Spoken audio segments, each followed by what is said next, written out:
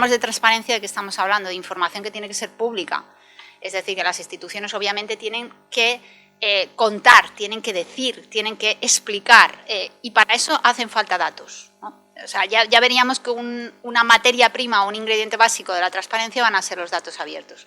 Pero también de la rendición de cuentas. ¿Qué significa la rendición de cuentas? La rendición de cuentas significa esa capacidad que tienen que tener la ciudadanía de interrogar, de preguntar, de pedir explicaciones a las administraciones públicas, a los gobernantes, y la obligación y la responsabilidad de los gobernantes de responder, de justificar, para a partir de ahí poder sancionar, o bien por la vía política con un voto, o bien por la vía social con la movilización. Pero de alguna manera es ese escenario de comunicación y diálogo que se tiene que establecer entre administración y administrados, ¿no?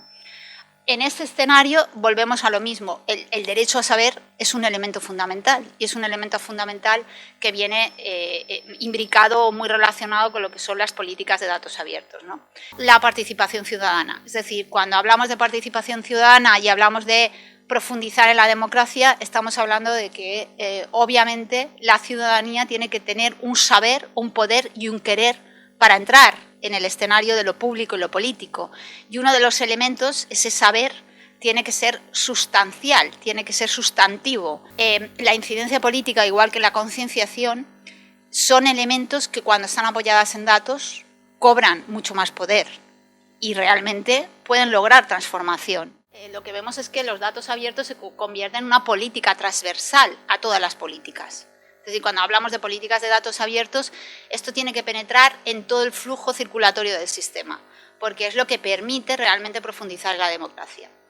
Nos permite redistribuir el poder, y esto sí que es un elemento muy importante en el que se ha insistido muy poco, ¿no? Se habla mucho de lo que las administraciones tienen que hacer, pero yo mi intervención va desde esa mirada más social y el informe va más en esa línea, por lo que la sociedad civil y las organizaciones tienen que hacer, y tenemos que hacer, porque tenemos una responsabilidad también.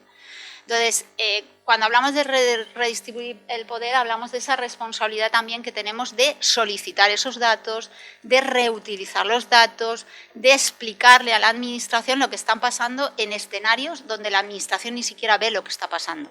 Y hay que contárselo. Y tenemos una obligación para contarlo y un rol para contarlo, ¿no? Somos legítimos reutilizadores de datos. Identificar mecanismos de desigualdad, discriminación y opresión es lo que es la mirada de género. La mirada de género implica esto.